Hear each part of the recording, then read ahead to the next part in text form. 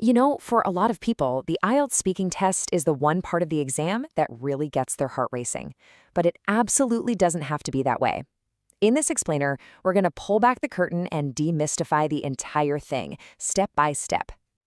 Welcome to the explainer. All the info we're diving into today comes straight from the experts over at IELTS Guide Phil. And our mission here is really simple, to take all that confusion you might be feeling and turn it into total clarity. So, does the very idea of a one-on-one English test with an examiner make your palms sweat a little? Hey, if it does, you are definitely not alone. It's a super common feeling, but I promise you, it's something you can overcome with the right game plan. And that is exactly what we're here to do. In just the next few minutes, you're going to have a complete roadmap of what to expect, how you're scored, and most importantly, what you can do to absolutely nail it. So let's kick things off with the absolute basics. What even is this test? Well, try to think of it less like a scary interrogation and more like a structured conversation that has a very specific goal. Okay, this is probably the single most important thing you need to get on your head. The examiner is not testing your knowledge. There are no right or wrong opinions. They are only there to assess one thing: your ability to communicate in English. It's all about how you say something, not what you say. All right, let's quickly run through the key facts. The whole thing is surprisingly short. We're talking just 11 to 14 minutes. It's always one-on-one, and yeah, it will be recorded just to ensure fairness. And here's a big one. The test is exactly the same for both academic and general training folks, so the prep is identical. Now, let's talk structure. The test is actually designed pretty cleverly. It's set up to move you through 3 totally different parts, kind of like a journey that starts with a simple interview and ends with a much deeper discussion. So these are the 3 stages of your conversation.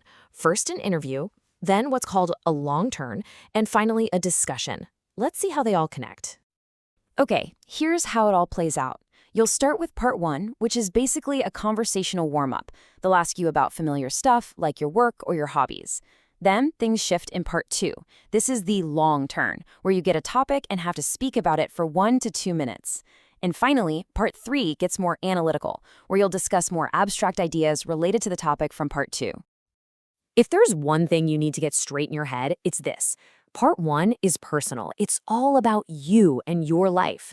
But part 3, that's when things get general and abstract. You're talking about big ideas, society, things like that. Nailing this shift is totally key to getting a high score. All right, the moment you've been waiting for. Let's talk about the score. How exactly are they grading you? Well, it all boils down to 4 keys to success, each one equally important.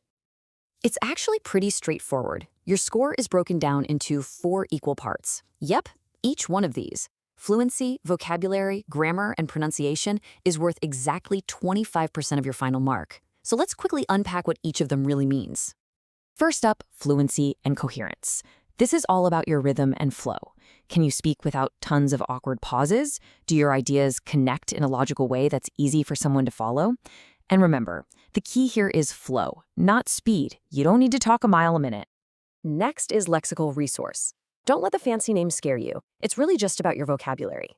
The examiner wants to hear a good variety of words, and, this is crucial, they want to see you using them correctly. It's way more about natural phrasing than it is about dropping in some huge, complicated word you barely know. Third on the list, grammatical range and accuracy. The examiner is listening for a good mix of sentence structures, some simple, some more complex.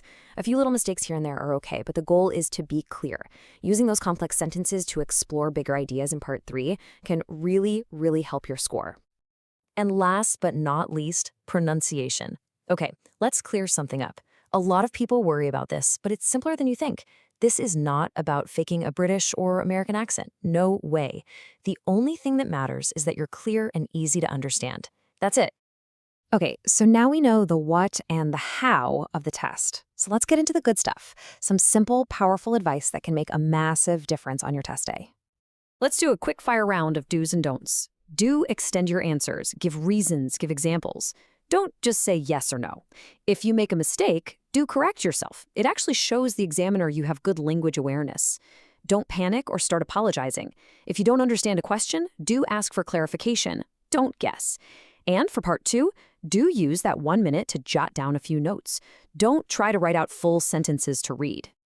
All right, I'm going to tell you the number one absolute biggest mistake people make. Please listen to this one. Do not memorize entire answers. Examiners are trained to spot this from a mile away. It sounds completely unnatural, and it will destroy your fluency score.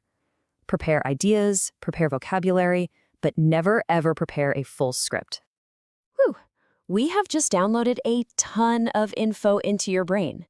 And look, this explainer gives you a fantastic foundation. But your journey to that amazing score continues with practice and a little bit more learning. Now, this explainer was written, created, and produced by the team at IELTS Guide Phil, so if you want to go even deeper, you can read the original full blog post over at IELTSGuidePhil.com. You can also find more of these video explainers right here on their YouTube channel, listen to deep dive podcasts on Spotify, or get more support by joining their Facebook community. All the links for that stuff are waiting for you in the description below. So what's the big takeaway here? It's this. Try to see the speaking test not as some scary obstacle, but as your big chance to shine. It's your moment to show that examiner everything you've learned. With the right prep and a confident mindset, you are going to do great. You've got this.